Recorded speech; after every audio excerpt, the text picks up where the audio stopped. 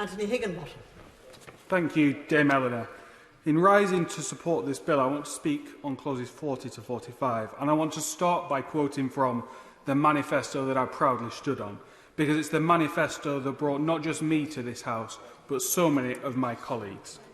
That manifesto said clearly, we will ensure that Northern Ireland's businesses and producers enjoy unfettered access. I won't because I'm short on time.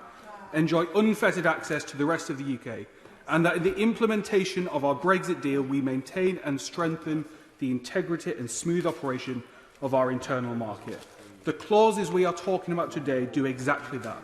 Clause 40 on the Northern Ireland place in the UK internal market. 41 on unfettered access. Now, those should be uncontroversial clauses, and they should be uncontroversial because they are explicitly referenced in the protocol itself. And I'll quote again, nothing in this protocol prevents the United Kingdom from ensuring unfettered market access for goods moving from Northern Ireland to the rest of the United Kingdom's internal market. And as we've heard today, the protocol goes on to set out in high-level terms how we avoid a hard border on the island of Ireland, something which I am as committed to today as I was the day I voted for Brexit. And we heard eloquently from my right honourable friend, the member for South Ribble, why that's so important. But the protocol also sets out that it's for the joint committee to reach agreement on some of the specifics. It delegates decision-making to that committee to finesse the detail, to act in a way which is consistent with the protocol, requiring both sides to negotiate in good faith, protect the Good Friday Agreement and reach a free trade deal. Because ultimately that free trade deal is what will secure, which will prevent a hard border. That's what we're striving for, and that is what these clauses help to do. But with the short time before the end of the transition and no free trade agreement yet agreed to, we have to give thought to what happens if the EU takes an approach which isn't in good faith. If it takes a maximalist approach to what goods are considered high risk, a maximalist approach to what would constitute state aid that impacts the European Union, because the outcome of that decision would not only be a major impediment to Great Britain-Northern Irish trade, but it would also threaten our own integrity and the Good Friday Agreement.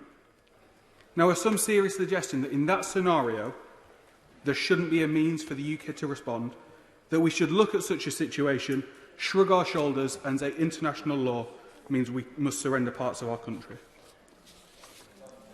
Now, I heard the concerns from members on both sides of the House about international law, but let's be clear on what we're not doing, because I don't think the language has been helpful.